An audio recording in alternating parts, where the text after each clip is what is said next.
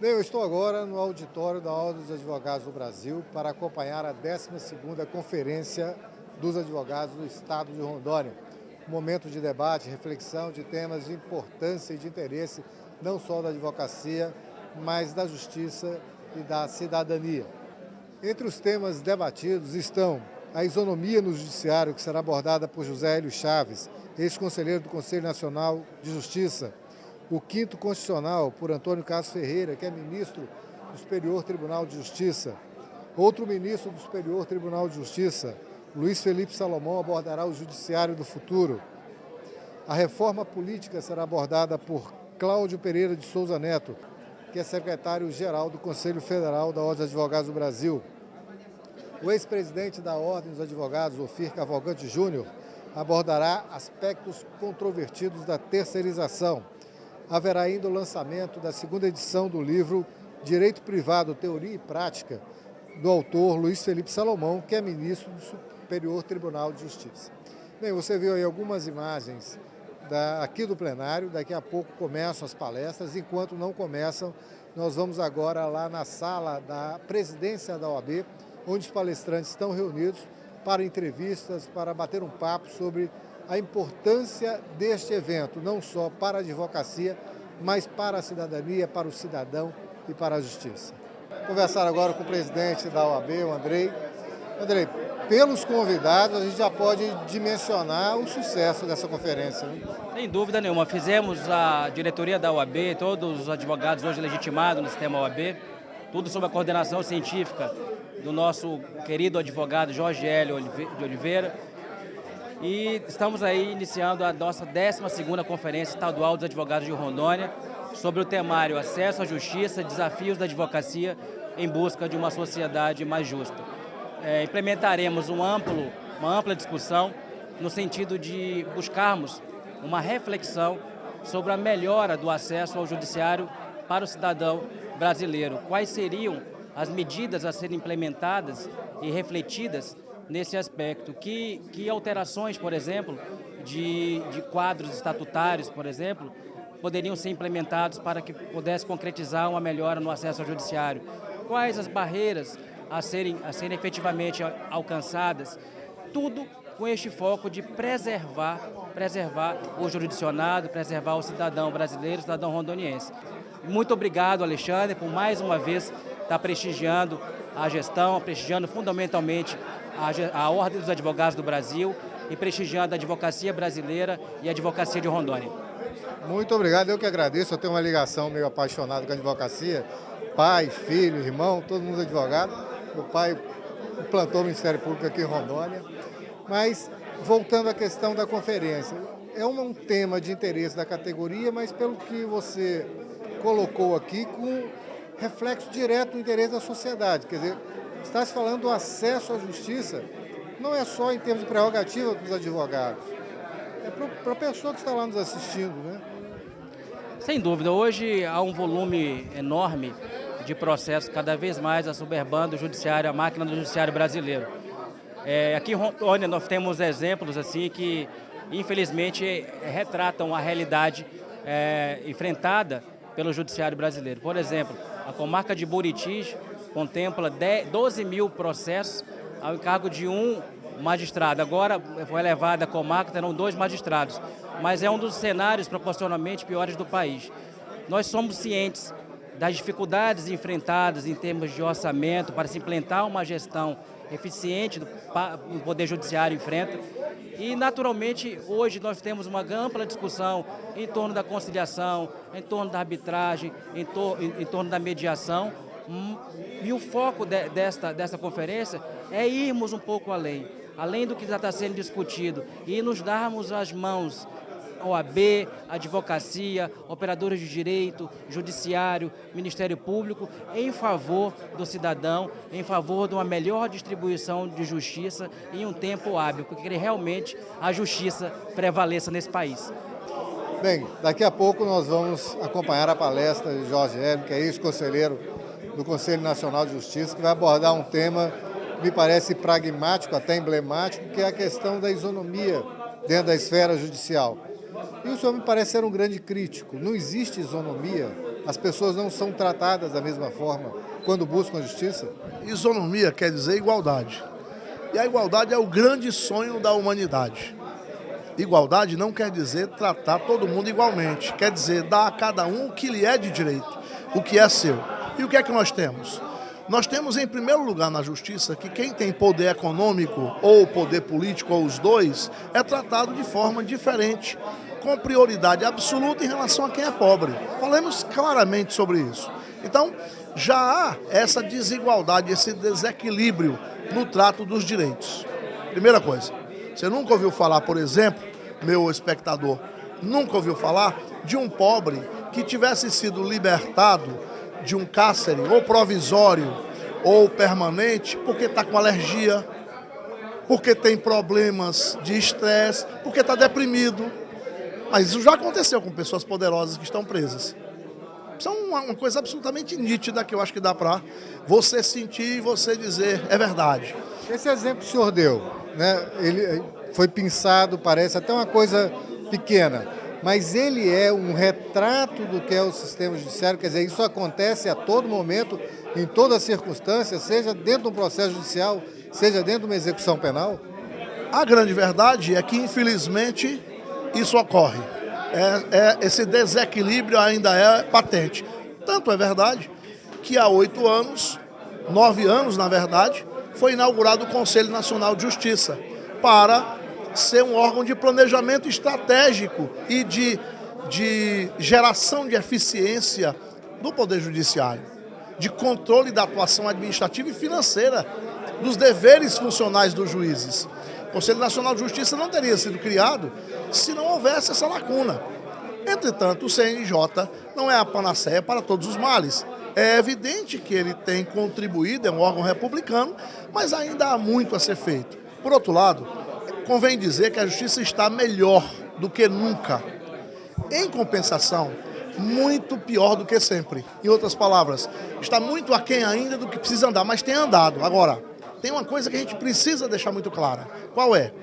A justiça melhorou, mas ela não andou proporcionalmente às demandas. O Brasil se democratizou, as pessoas estão mais esclarecidas e estão buscando mais o poder judiciário. E a resposta não vem na mesma frequência, na mesma sintonia. Seja por agilidade, seja por isonomia. Seja por agilidade, seja por eficiência, seja por isonomia, por igualdade, que é o que se busca. Conversar agora com o José Wagner, que é Procurador Nacional de Prerrogativas da OAB. Hoje, me parece ser um tema bem recorrente, a defesa das prerrogativas. Recorrente, porém não novo. Há muito tempo que a advocacia vem lutando por isso. Eu queria que o senhor me fizesse uma reflexão sobre como está essa luta, até situar a atuação de Rondônia nessa defesa de prerrogativas dos advogados e o que isso representa para a sociedade. Na verdade, o Estatuto da Advocacia, que é uma lei de 94, prevê expressamente um conjunto de direitos dos advogados no exercício da sua profissão. E a garantia desses direitos, digamos, é a garantia que o próprio cidadão tem de que o seu advogado terá uma atuação independente e poderá se manifestar nas situações previstas na lei e poderá fazer a defesa integral dos direitos do seu cliente. Então, a Ordem dos Advogados do Brasil sempre teve um trabalho voltado para a defesa das prerrogativas. Nessa gestão, o Dr. Marcos Vinícius e sua diretoria decidiram criar a Procuradoria Nacional de Defesa das Prerrogativas e me nomearam para o cargo de Procurador Nacional de Defesa das Prerrogativas, numa atitude que visava, digamos assim, dar uma maior relevância ainda a essa luta.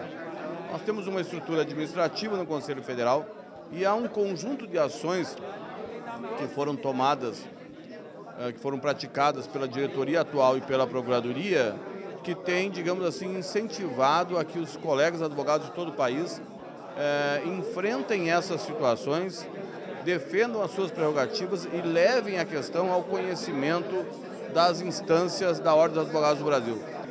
Aqui em Rondônia há uma atuação muito efetiva nessa matéria. Eu mesmo, alguns meses atrás, participei de um evento voltado para a defesa das prerrogativas e pude constatar que Rondônia é talvez um dos estados no país em que haja uma atuação mais substancial por parte da seccional. Eu sei que tem um tribunal de defesa das prerrogativas, que tem uma atuação conjunta com a diretoria e que tem tido uma intervenção, digamos assim, de muito sucesso no sentido da preservação dos direitos do advogado no seu exercício profissional. Eu quero registrar, inclusive, a minha parabenização por esse trabalho que tem sido feito aqui, né, já particularmente ao longo dessa gestão. Conversar agora com o doutor Herculano, que é juiz federal e sempre prestigiando as ações da OAB. Aliás, é bom citar que o senhor tem um livro escrito sobre advogados vistos pelo juiz. Me fala rapidamente sobre o livro.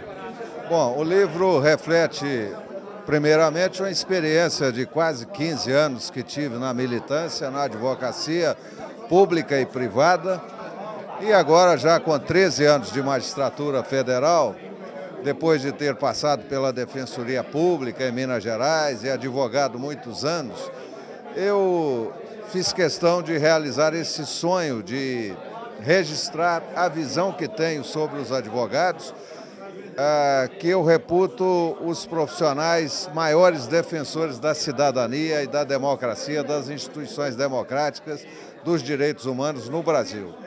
Verdade. Vamos falar sobre este evento. Questão de você, pelo que o senhor citou aqui, o senhor tem uma paixão pelo direito, pela advocacia, né? Apesar de hoje estar na magistratura. E nós estamos num evento em que se debate exatamente direitos, prerrogativas. Como o senhor vê isso? Como o senhor vê a importância de uma reflexão como essa? É com muita honra que estou aqui representando a Justiça Federal na abertura da Conferência dos Advogados de Rondônia, e um evento que eu reputo da maior relevância para o fortalecimento da advocacia no nosso estado e no Brasil, com ênfase nas prerrogativas do advogado, na independência do advogado, sem o que não há como sustentar a democracia, a defesa dos direitos humanos, da cidadania, da dignidade humana em nosso país. Bem ao meu lado, Cláudio Lamar, que é o vice-presidente da Ordem dos Advogados do Brasil, participando desta conferência aqui em Rondônia. Aliás, a OAB Nacional está sempre presente aqui no nosso estado. E me parece que tanto a OAB Nacional quanto a nossa OAB Regional, sempre muito preocupada em debater a questão da advocacia, do direito, das normas. E uma conferência como essa, com certeza, é uma excelente oportunidade. Sem dúvida alguma, é um momento de muito simbolismo para todos nós, advogados, dirigentes de ordem, que é exatamente o momento que nós temos a oportunidade de trocar ideia com os colegas, de aprofundar determinados temas de interesse da advocacia e da cidadania. E seguramente essa conferência, organizada com tanto carinho, com tanto zelo pelo presidente Andrei, tenho a convicção de que será uma conferência absolutamente vitoriosa, né? O presidente Andrei tem feito um trabalho extraordinário no âmbito dos colégios presidenciais, os nossos conselheiros federais aqui também presentes. Então é um momento de confraternização, mas é um momento, como disse, de nós ampliarmos a reflexão sobre diversos temas de interesse de todos nós e da sociedade. Quando o senhor coloca em tratar diversos temas, fazer reflexão, quais seriam hoje, vamos supor, 2, 3 temas mais preocupantes, o que tem o maior foco hoje da advocacia? Bom, eu diria que no campo institucional, o que preocupa muito a Ordem dos Advogados do Brasil são as reformas que o país precisa, né? A primeira delas, a reforma política, a segunda, a reforma tributária, e agora o pleito eleitoral que se avizinha. A Ordem dos Advogados, inclusive, lançou uma campanha nacional, uma campanha por eleições limpas, que tem no seu slogan, no seu lema, voto não tem preço, voto tem consequência. E o que nós queremos dizer com isso? Que um voto eventualmente mal dado, que uma escolha mal feita ou que uma escolha não comprometida, gera seguramente uma frustração para todos nós. Portanto, quando nós reclamamos de corrupção, de não exercício efetivo da condição de um parlamentar, nós temos que também fazer uma autocrítica, porque nós os colocamos lá. O poder emana do povo, como diz a Constituição Federal, e em seu nome deve ser exercido. E por via de consequência, se o poder emana do povo e nós estamos, de alguma forma, indicando ou de alguma forma oportunizando a essas pessoas que exerçam a representação no âmbito do Congresso Nacional e das câmaras legislativas, nós temos que fazer isso com muita propriedade e, acima de tudo, com muita responsabilidade. No campo corporativo, eu não tenho dúvida de afirmar que o ponto central hoje desta administração, conjugada com os presidentes das 27 seccionais, diz respeito à defesa de prerrogativas dos advogados e uma campanha nacional que fazemos em defesa dos honorários advocatícios dos profissionais do direito dos advogados. Este eu não tenho dúvida em afirmar que o tema prerrogativas da advocacia ele é fundamental e é prioritário para todos nós. Não na linha de uma defesa corporativa apenas, mas na linha do fortalecimento do advogado, que é o profissional que defende o cidadão em juízo.